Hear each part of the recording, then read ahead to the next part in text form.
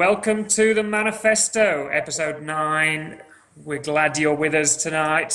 And guess what? We're talking sex. Woo!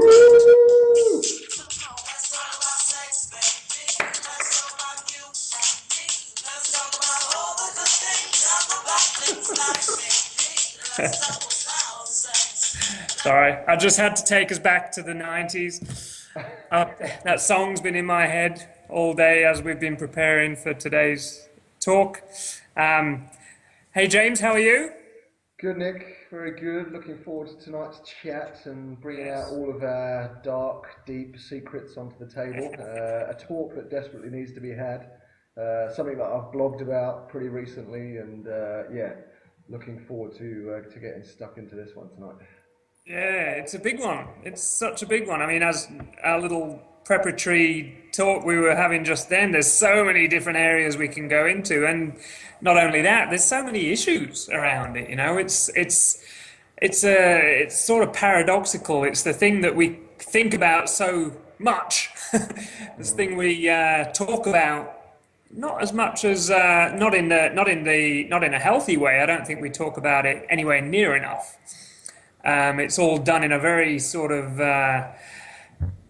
in a sort of shadow aspect, isn't it? You know, we joke about it, we laugh about it, but as men, I think it's often something we're quite resistant to actually having a conversation about, a serious conversation, you know, without making any jokes and laughing about it. Yeah, it's true. I think, you know, in the 60s we had the the sexual liberation movement, which, you know, there probably was a big difference between, you know, prior to that and then post that. But, you know, I still think that, you know, as you've mentioned, there's so much of it that's still in the shadows, still very covert. And, you know, I think if you look at statistics of how many women especially are unsatisfied in their sexual relationships, I think something desperately needs to be done and spoken about. And hopefully this conversation tonight will, start a few conversations elsewhere other than than me and you. And I think that's kind of just the first part of it, you know, is kind of just getting amongst the conversation, thinking about it, and then bringing it up with, you know, friends, as you mentioned, in a healthy way, not necessarily an objectifying way like most men do it at the moment amongst their men's groups when they go out to the pubs or, you know, sports events or whatever. So I think we need to shine a healthy light on this area of our lives, and absolutely. Because let's face it, we all like it. Oh, we all love it. You know, it's great. It's for free. Well, not always, but, you know, mainly for free. Yeah, some people could disagree with that one. Yeah, exactly. But it's such an important thing, and, you know, obviously, just look at how we're laughing about it now. You know, you bring it up and it turns into a joke because maybe it just makes us a little bit uncomfortable sometimes. You know, but it's such an important part of being a human being. You know, there's a reason why it's been made to feel so good.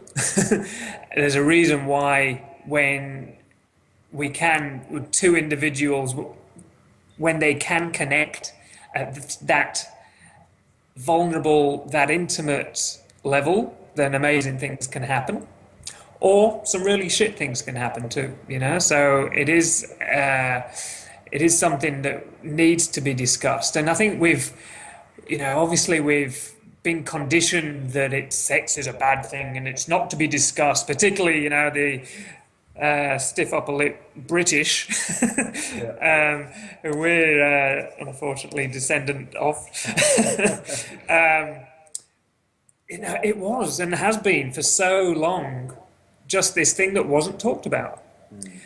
And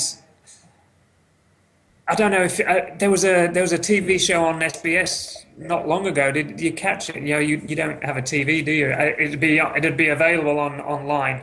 It was called The Art of Sex, I think it was, and it was the true story of the first actual scientific research that had been done around sex, and this was in the 50s. You know, post-war America in the 50s. So it was hilarious. It was oddly enough, this scientific research, I can't remember the names of the doctor and the lady that performed the research now, but that research is still stated in research today.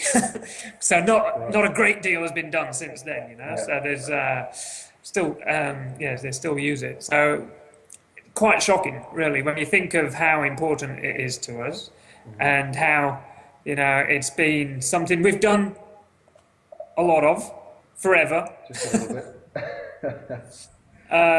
It's kind of important for the progression of a species.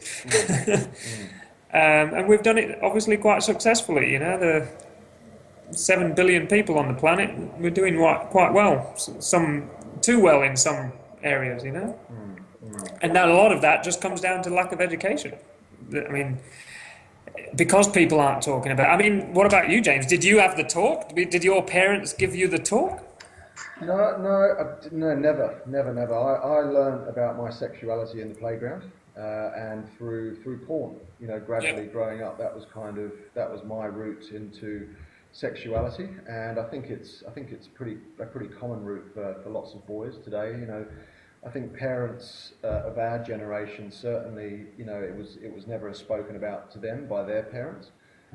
So they've, you know, almost just kind of continued the, you know, that sort of generational taboo of, you know, of that subject. And so, yeah, for me it was, yeah, something that, you know, me and my mates used to kind of be out in the woods, and, you know, we'd find a porn mag that had been discarded, and we'd look through it, you know, when we were sort of maybe, I don't know, 9, 10 years old, you know, and just, you know, obviously then you're not really, you know, you're just kind of forming your ideas about, you know, about your sexuality and what it means to be, you know, a man, whether you're heterosexual or homosexual or bisexual, and you just kind of, yeah, and it just, yeah, for me it just, I don't know, yeah, as I say, wasn't spoken about. It's something that I'm hell bent on doing with my son, you know, sitting down with him, and, you know, talking about, you know, and I'll share a lot of the hurt and the pain that I caused a lot of women.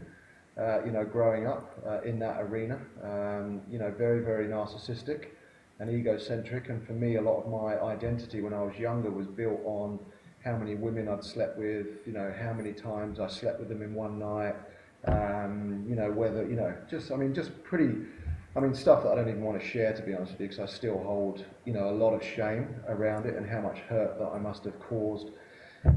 So I really want to right that wrong through my son, and through educating him and talking to him, you know, about his sexuality, and, you know, so he can actually sort of step into that arena even when he's a teenager with integrity, and, you know, that he'll be accountable to himself and to women, and that, you know, he'll actually grow up with, you know, good enough moral intelligence that he'll actually take care with how he uses his sword and how he uses his cock.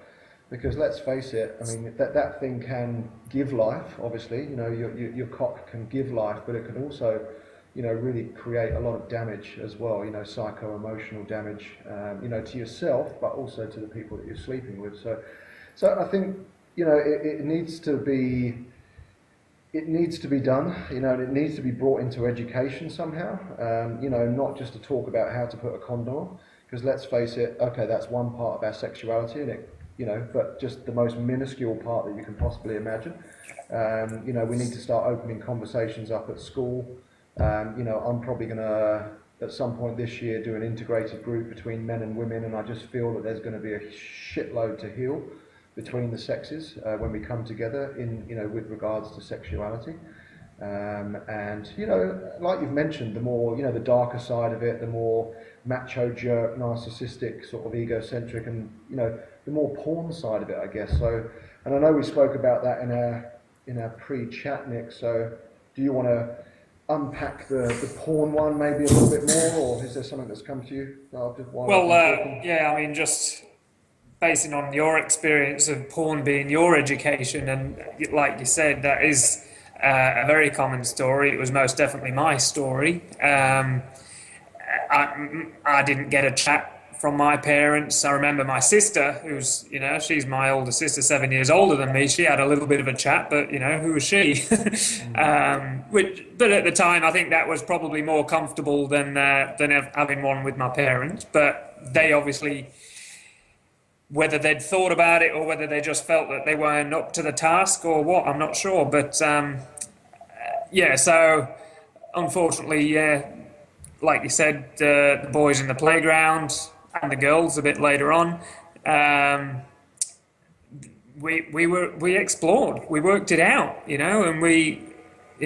I was in a situation where living in rural suburbia in Sheffield, and there was not a lot to do, so we played around and we experimented, and we at quite a young age, and luckily didn't get anyone pregnant. Luckily, didn't really. Well, I'm sure there was probably a bit of hurt here and there from both sides. I'm sure, but it was all very much part of what we sort of how we explored life at that time. Through different avenues. But then, similar to you, I joined the Navy at 16, and then it was on for all and sundry. It was it was like being at a buffet, all you can eat buffet, and of course, I lapped it up. I enjoyed myself a lot and broke some hearts and did some things I would have wish I didn't, but all part of my experience of growing up. But one thing I think needs to be mentioned is the fact that when we were growing up, I mean, we didn't have the internet. Nowadays, porn is so available, and not only hustler grade porn, the darkest, the dirtiest, the most abusive, and really horrible, sick stuff is freely available on your phone, on your mobile. All you need is a smartphone, and you can access whatever sort of porn that you want. And you've got kids 10, 11 years old who can access this sort of stuff, and that's the education. That's their sexual education. Is looking at this this porn version of sex, which is totally abusive, totally patriarchal, and just fake. You've got these blokes with giant cocks, and these women with totally bald and manicured vaginas and enormous plastic tits, and it's just not real. And she's screaming her head off, and he's going for hours and hours and hours, and and it's just if this is what we're setting our benchmark at, there's no wonder that we're all terrified, and that kids, when we are starting to explore, when we are starting to get into the bedroom and open up, the possibility of having sex, then it's no wonder that there's so much fear around it, because we straight away we feel ashamed, because I'm not a porn star, I don't have a 10-inch cock.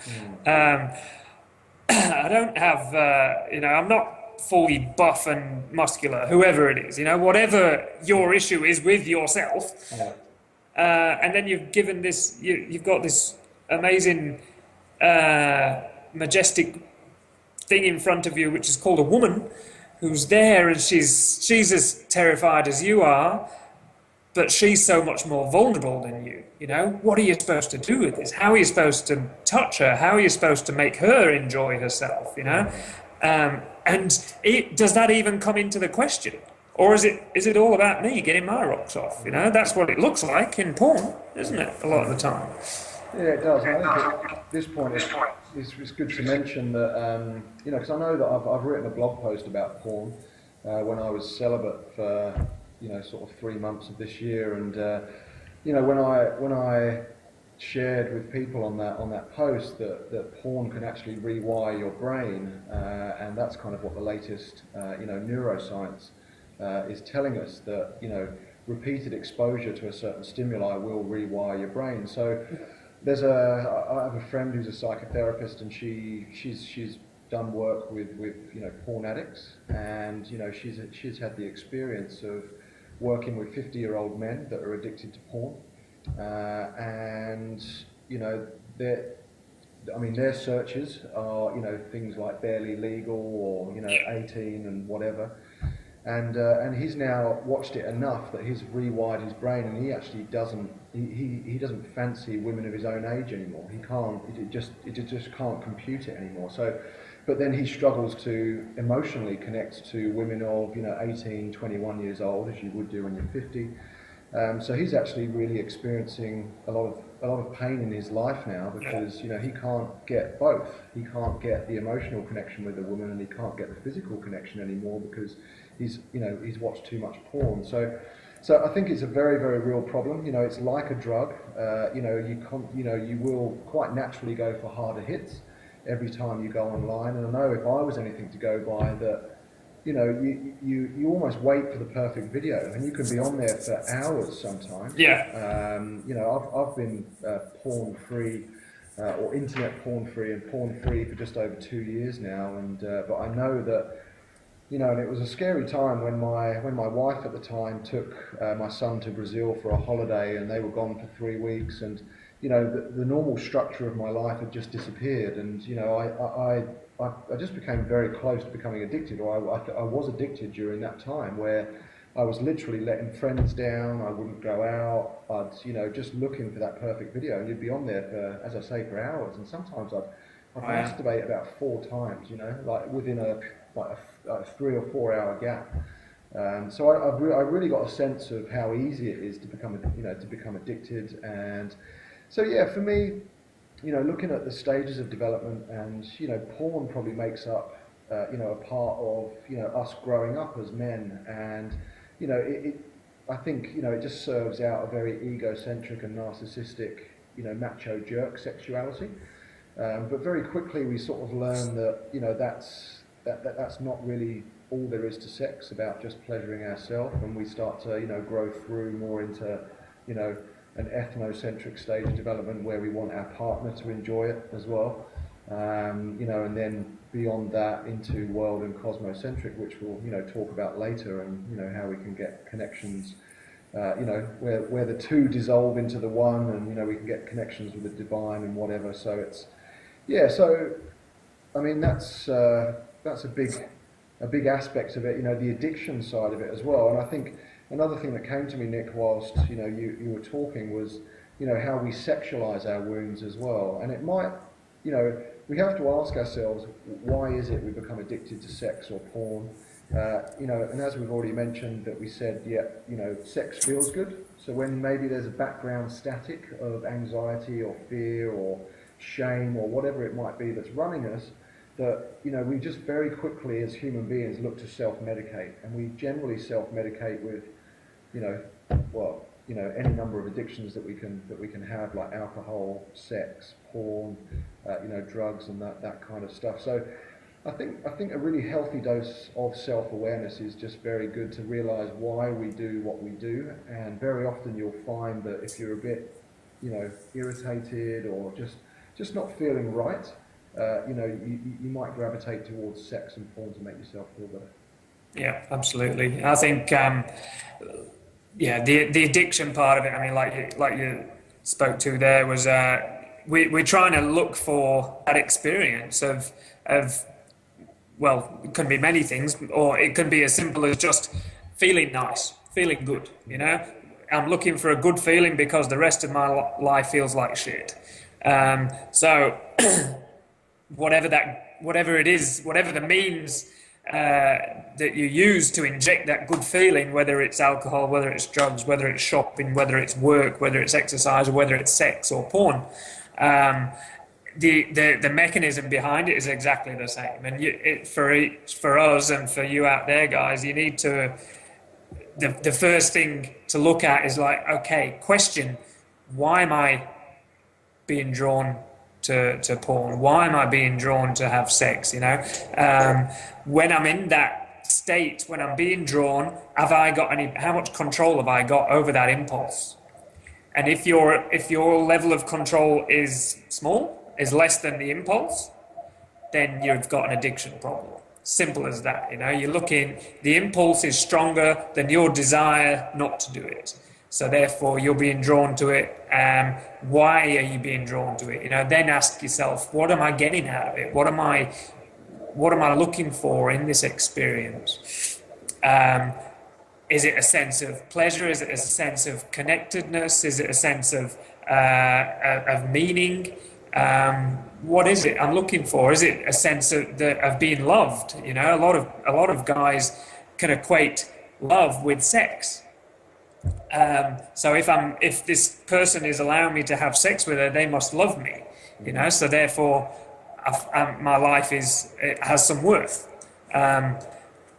So if that is if these are some of the motivation factors which are driving that impulse to go and to turn the internet on, start searching, or to have sex in a disconnected sort of way, then that's obviously something in your life. You're trying to gain something from that experience which you don't necessarily have as a natural part of your life. So it might be some sort of inner process that you need to go through with the help of a good counsellor or a coach in order to look at what some of those disconnects are that are underneath.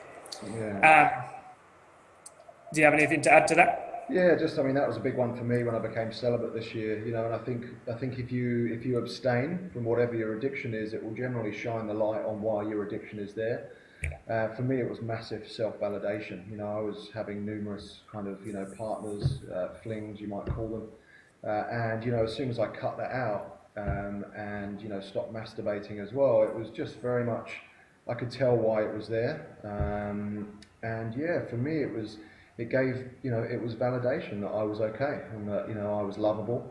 So it was a big one. It was yeah, that was a big one for me. And it's also I mean, porn anyway is a very risk-free way of getting your rocks off in a sense as well, isn't it? There's no rejection there. Because let's face it, the crucible of sex it brings up a lot of stuff for us. It can touch on a lot of our wounds of rejection and abandonment and not good enough, not big enough, all this other kind of stuff. So porn is generally a very safe way for men to kind of connect with women, albeit a very, I wouldn't even call it a one-dimensional way of connecting with women, but yeah, so just that's another, that can play out in relationship quite a bit, where you're disconnected in relationship, your partner, keeps on sort of saying, no, I'm just not up for sex tonight or whatever. So, that can very often push a man into, watching porn because he can kind of get what he wants, but without the risk of, feeling rejected or, whatever else might come up for him during that sexual encounter. Yeah. Just a bit more on porn. I think it'd be good for us to get off of that onto some juicier bits, but I think it's important to just for you to think about what am I actually watching here. Expand your sphere of thought a little bit and say, okay, who are these people that I'm looking at? Are they enjoying themselves? Are they in it for the right reasons? Are these two people sharing an intimate encounter? Is there any love involved? Is anybody being abused? Is anybody being neglected? Are they being paid well equally?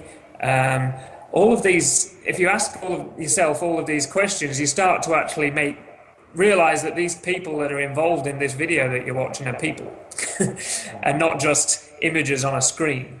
And by you clicking on that video, are you perpetuating an industry which is, I'm not entirely anti-porn at all. I think it's got a place, it's got a place, but it's just, there's obviously okay porn, and then there's some really dirty, dark shit which just should not be available and should not be there, which is definitely not the right thing to be looking at. Yeah, and it's a great way of, it's certainly a first step in getting people away from porn addiction is humanising the people that are actually, on porn, and that's unfortunately what porn is all about. It's about dehumanizing and objectifying, and that's what we do generally when we're fantasizing to porn or Absolutely. masturbating to it. Yeah. It's very much, but I guess it goes back into our, into our genes, into our sort of, into the sort of lowest common denominator of sex, which is to, reproduce, and, it's going back into our mammalian phase of, of sex, and Absolutely. But I think hopefully there's a few of us that are a bit more evolved than that, and can and can actually engage in sexual encounters for and engage parts of ourselves which are a bit beyond just the purely mammalian yeah, reptilian. absolutely. And but bring that part with us, and Of course, and then just it's all kind part of, of it. and then but I think a lot of the hurt that we create, at those stages, creates that evolutionary juice that we need to kind of go, shit, this is just not really, because it becomes like a drug in the end, where you just kind of, you just don't get the same high as you do when you first start it, and you just kind of go, there's got to be more to this than, just, like that sort, like a genital sneeze, as David Data calls it, at the end of, a little bit of friction. Ultimately it's like masturbation with a puppet in the end, if you just keep sex like that. So there's definitely much deeper places that we can go to with sex, along with that, and bring in that side of things with us. Transcend and include, Exactly. It's all about transcend and include. So just from there, I think you mentioned Data. He talks about six levels of sexuality, and what you were just sort of alluding to there is the first level being purely genetic. The procreation of the species. And successful sex between a man and a woman creates more people, so we're obviously progressing the tribe, progressing the species, and that's what can create a successful tribe. So that if we're purely operating from that level, there's not a great deal else involved. There's not necessarily any pleasure, and if there is, it's irrelevant. It's just about the success of the species, the success of the tribe. And then you've got the physiological level, the second level, which is about pleasure. It feels good, but it's it's about me and my pleasure. Me having sex with this person makes me feel good, but I'm not necessarily connected with the other person. I'm not necessarily bothered. I don't care necessarily if they're enjoying themselves. Like you said, it's just like masturbating with a human being, and instead of your own hand. Of course, it's important. It needs to be pleasurable, but there's so much more that you can go to from there. The third level being cultural, about being accepted for who you are, and this is a really big one, particularly when it comes down to porn. The cultural stereotypes of what the perfect body is, and how advertising is so influential in people's idea of what the perfect body is, the beautiful person, and if you're not that, what do you feel? You feel ashamed. So if this is also drawing on people's sense of being loved, being accepted, being acknowledged as a worthy individual. If this person's having sex with me, then I'm okay. I'm accepted, and so that brings into that neediness of the codependent relationship. If I can just, from her perspective, if let's talk about a heterosexual relationship, but if I give him head, he'll love me, and from his perspective, if I give her an orgasm, she'll love me, that sort of idea. And then we go from there into the emotional stage, which is all about fulfillment and feeling. Then we're starting to connect a little more with the other person on a more emotional level. So we start if I feel fulfilled and I can fulfill this other person, But then from there we can go to the yogic level, and this is where the sacred sexuality practices can start to come in, like tantra, that sort of thing, where there's different exercises, different practices which you can use in order to really connect at an intimate level, where you can connect with the breath and actually circulate breath between the two of you during intercourse, or not, and you can actually start to perfect some of these techniques of actually generating a connection between you. So you, as a man, you start to be able to feel what your partner's feeling, how your movement is affecting her, feel how what she's looking for without asking, So before we get to this point, there's a lot of conversations that need to happen. Do you like this? Do you like this? Do you like it this way? How can I do it better? Let's try different positions, different techniques. And, it's really, really important that we have those conversations and actually ask each other. Yes, it might feel a little bit awkward at first and a little embarrassing, but we really just need to get past that and ask, okay, so what feels good to you? Because, we're fairly simple. Men are fairly simple. We've got this pork sword and hopefully a couple of dangly bits underneath it. They generally work the same. There's not a lot of complexities between men, so I hear. But what I do know is that women are much more complex. What works for one woman is not going to work for the next, And one woman's clitoral orgasm is going to be very different to another woman's clitoral orgasm, So you cannot. It's not just one size fits all, and one movement fits all, And there's so much more than just a clitoral orgasm. There's the cervical orgasm or the G-spot orgasm, where in order to even get close to achieving that sort of thing, there's got to be a really strong level of trust and intimacy between the two people involved. So it's really important that a bit of guidance is given, and you as the guy ask her, how does this feel? Am I getting the right spot? Is this okay? And of course, don't make it a blow by blow. There's the first one, Nick. Sorry for the wrong word. Okay, don't make it a systematized, clinical, boring, mechanistic sort of game. Whilst a bit of conversation is necessary. A little bit of flow, a little bit of movement, a little bit of romance, a bit of. You've got to keep it exciting, Yeah, for sure. And I think a big one that's kind of come to me, in my current relationship,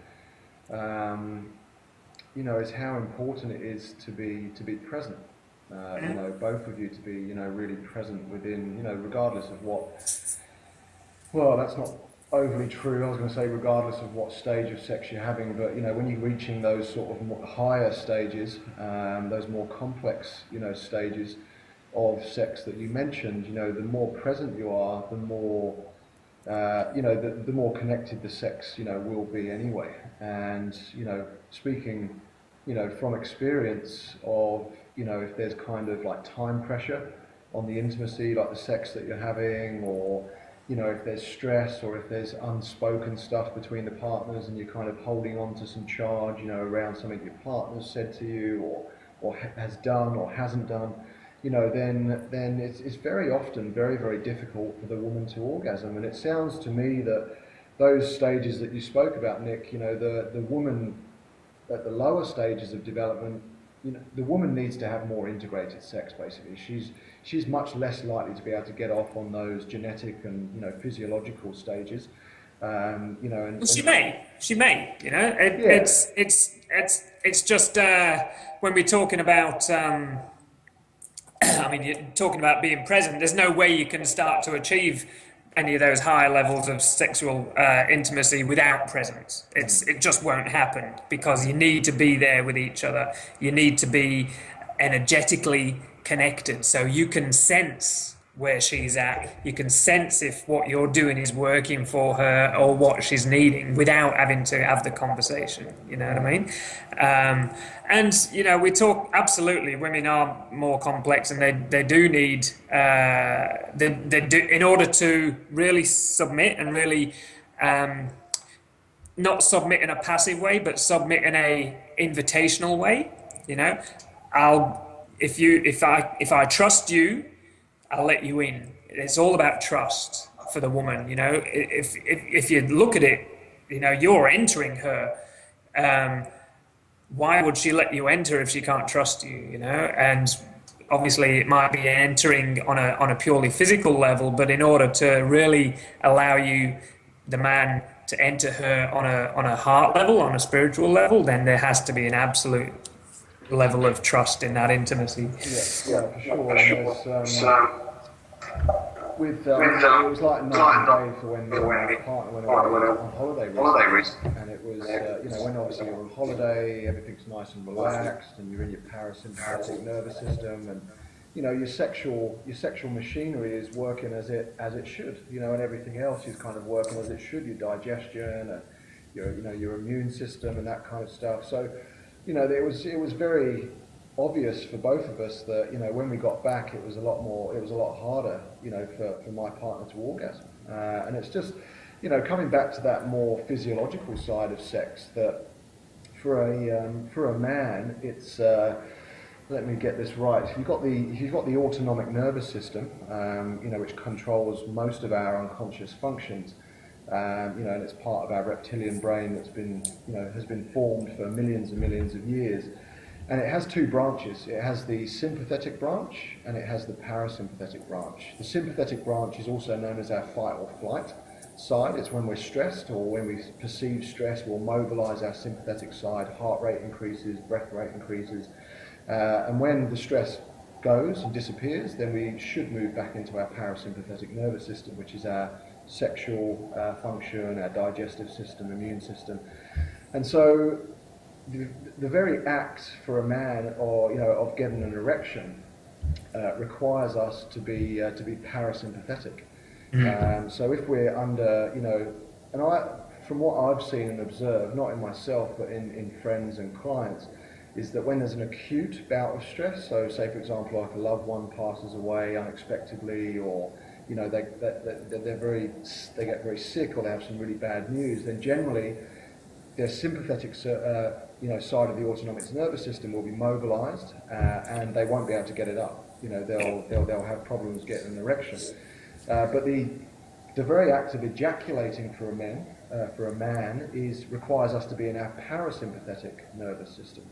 So as a man, we're kind of really treading a very fine line with our stress between whether we won't be able to get it up or whether we'll come too quickly, because the very act, as I said, of coming and ejaculating is a sympathetic act. So if we're very stressed, then we can get it up. And this for me kind of comes down to chronic low-grade stress. If we're chronically, if we've got chronic stress, which is pretty low grade, then we'll still be able to get an erection, but then we'll generally, end up coming too quickly, before the woman comes, or whatever it might be. So that's also really important, I think, just to chuck that into the ring, that that other forms of stress will affect your sexual performance, and it's extremely common. And we've seen drugs like Viagra come onto the market, and I think it's been the fastest selling prescription drug ever in the history of drugs, which I think tells its own story, that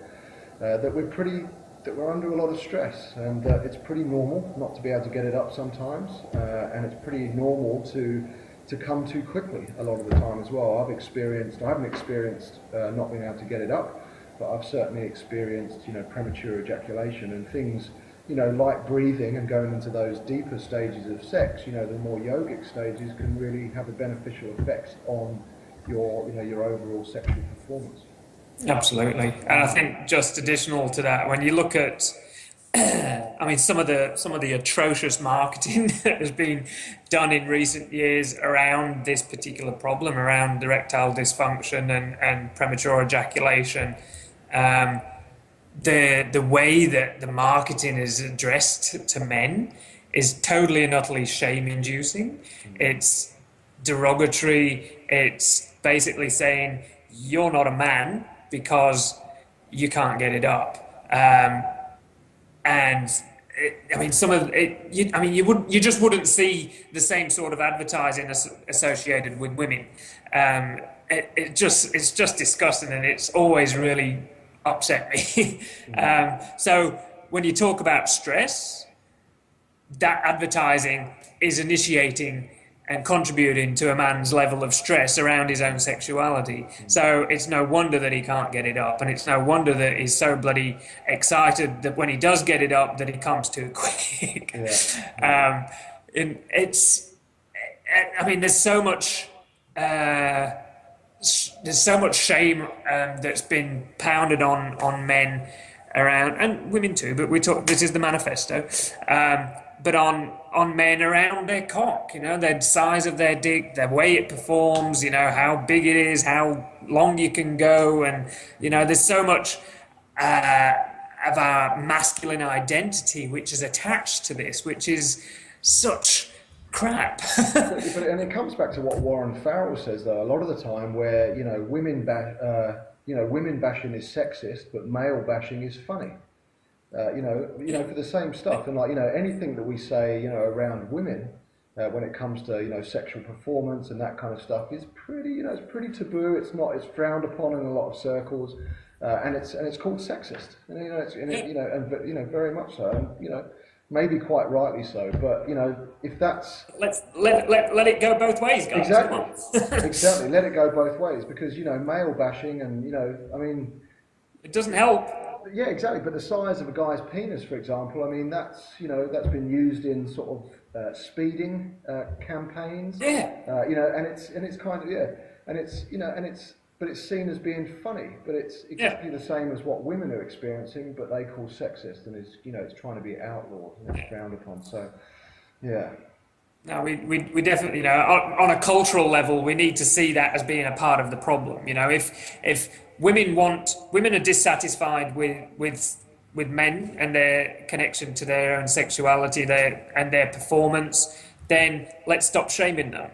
And men, if you're disconnected with your own sexuality, your own performance, then stop shaming other guys about it.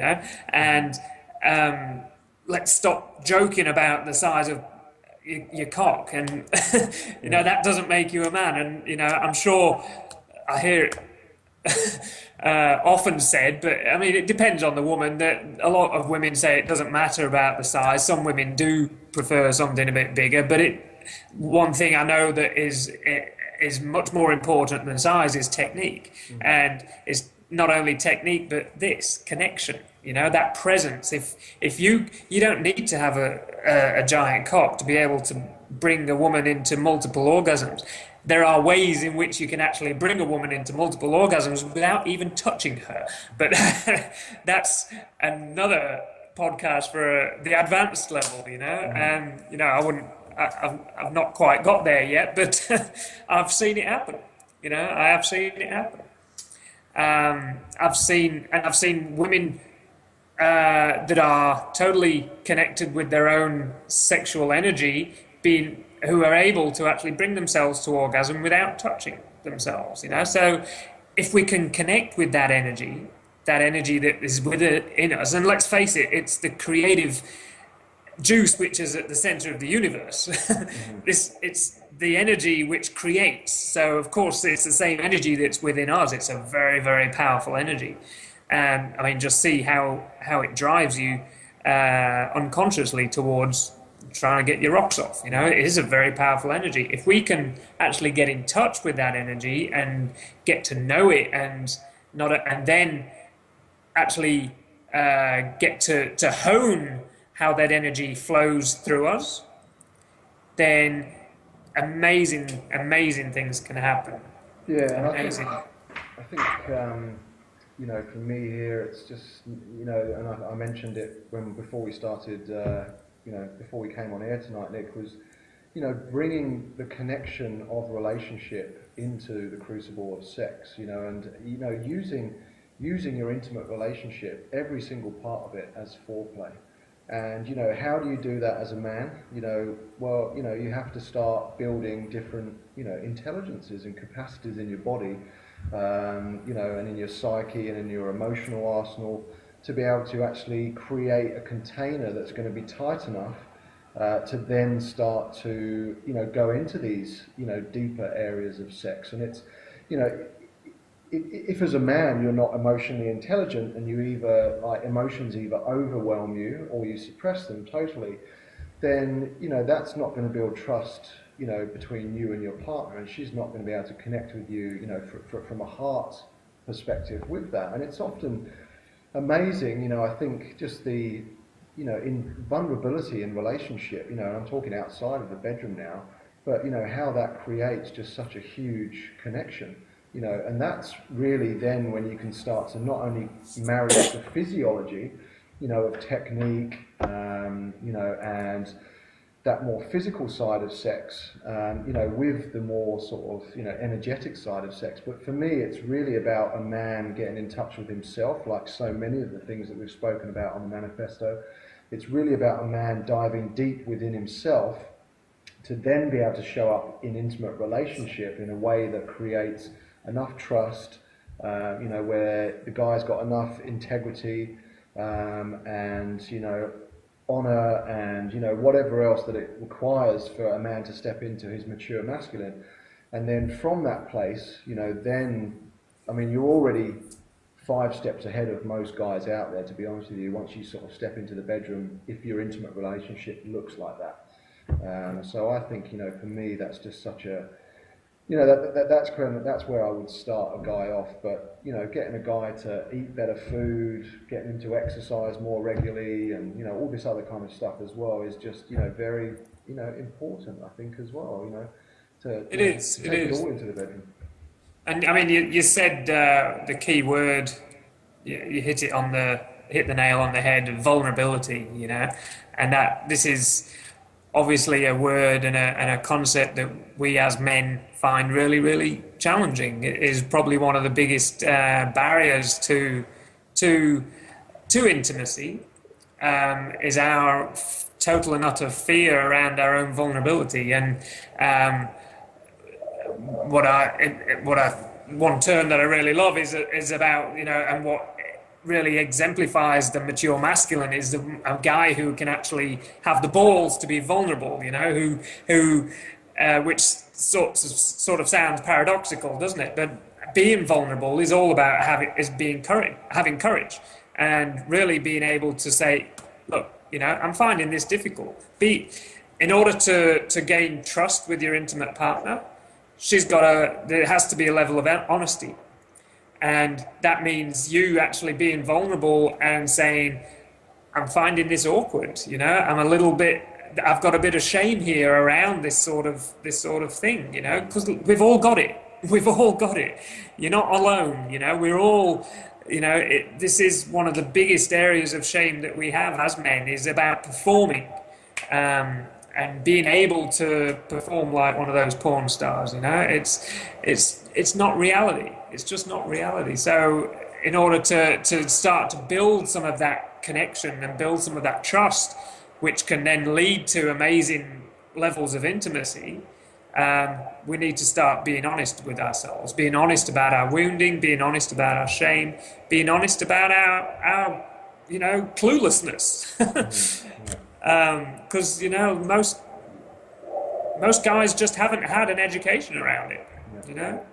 And women love that stuff, and you know that would be the gateway to, you know, to actually having good sex with them. You know, is actually opening up and just kind of going, wow, I just hold so much shame around the size of my penis, or the, you know, my premature ejaculation, or, you know, and being willing to actually expose yourself in ways that feel uncomfortable, and take, as you mentioned, a lot of courage to actually to do. And, you know, but you'll be surprised, you know, it sounds like an oxymoron, but the very thing that you think, you know, would turn the woman off is exactly the thing that would actually really turn her on and get her connected. As long as, and I think this is really important, as long as you say it in a way which isn't asking for her to make you feel better.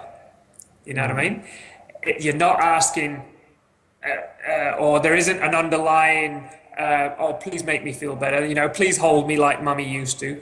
That sort of energy is going to turn her right off. Yeah, no, you sure, know, yeah, no woman wants to be your mother, and if she does, she's got her own father issues, which you want to steer clear of. Um, yeah, yeah. but hey, we've all got them. But there's so many different, like we've said before, it's such a wide and diverse and juicy, literally and metaphorically, topic to talk about. So there's so many different areas we could go into, which I guess we may have to save for another episode. But Yeah. I think we probably should start wrapping up. But it's guys, I mean, it's such an important thing to us, such an important thing to us, and it's a skill. It's a skill, and it's a craft. It's an art. So in order to learn to be the best artist, you've got to practice. And you've got to have a mentor, and you've got to have some good education around it, and you've got to be really honest about your where you're falling down. You've got to be really honest about some of the areas where you could perform your craft a little better. So who better to ask than your partner? Just ask her, open up the question, explore a little, have a bit of fun with it. There's also, there's nothing wrong with a good quickie now and then. There's nothing wrong with good old dirty on the kitchen table 5-minute bang, and 5 minutes, that long. well, if you can manage. As long as that's not the norm, as long as you can put the time in, put the effort in, put the dedication in, and put in the hard yards to work out how your body and her body or his body can work the best together, Yeah, no, absolutely. I mean, for me, it's, I mean, if you're looking at everything, I mean, we mentioned stress at the start and how that affects our sexual performance. So for me, it comes down to everything from, cleaning out your diet, exercising, becoming more emotionally intelligent, more emotionally in tune with yourself, your partner, becoming more cognitively intelligent, and just sort of going, wow, expanding beyond what you want and looking at what's going to be great for your partner as well. And, somatic intelligence, building up your sort of mind-body, intelligence and the connection between the two, and the breath and how that affects energy in your body. I mean, there's so many different places, the environment that you're having sex in as well, that can change, and you can move that around. And, out in nature, some people like to do it outdoors. That's what caravanners tell us. It's, again, if you're looking at it through a really broad lens, you can really start to, have a lot of fun with it, and really kind of broaden your horizons with sex and your own sexuality. But I think a big thing for me is just opening up and just start a conversation with a friend, a lover, partner, whoever it might be, therapist, counsellor, coach, and just start talking about it, because as soon as you talk about something, it really starts to dissipate and it doesn't really hold you to, as a prisoner, as much as it did when you keep it to yourself. And men's groups are another great way of exploring your sexuality in a safe environment. Yeah, absolutely, absolutely. And get off the porn. Get off the porn. As simple as that. And like you said, abstination is the best way to really see where you've got an issue. If you can give yourself a week, a month, and be really committed and say, no, I'm just not going to touch porn, and see how much it controls you, see how much time you're gaining, and see how much that porn was actually influencing your life in a negative way, and then with that, see how the drive to objectify women that you see in the street look at them as a sex object rather than some amazing, beautiful work of art that they are as a female form. If you can start to get more in touch with those aspects of how you habitually objectify and how you are totally drawn to a less than healthy sexual activity, then that's going to give you more power to actually take into the bedroom and give as a gift to your woman, your man. Yeah. Interestingly, just a point here. When I became celibate, I realised that I mostly wanted to masturbate on a Monday morning. It's just that ultimate, making yourself want to, feel better, sexualising your wounds. And so the lethargy and the apathy of the Monday morning can be improved by a good wank. And the anxiety and, everything else that comes with Monday morning. And so, just check in with yourself just before you're about to kind of log on. Getting the tissues out and, just kind of go, what's going on at the moment in my life? Where's my anxiety? Where's my fear? Where's my shame? What do I not want to deal with in my life at the moment? It's just to add on to that. I mean, I'm just about 3 months of celibacy after finishing a relationship, so I thought it would be a good opportunity just to enter into a conscious celibacy period, just for the purpose of really honing that sexual energy, because it doesn't stop, but it becomes something else. It goes from the cock up into the heart and becomes something which is expressed through love and actually now I've noticed that when I do see a beautiful woman, I'm not fantasizing about her, I'm loving her. There's a really palpable difference in that quality of exchange. I'm looking at her, but I'm not.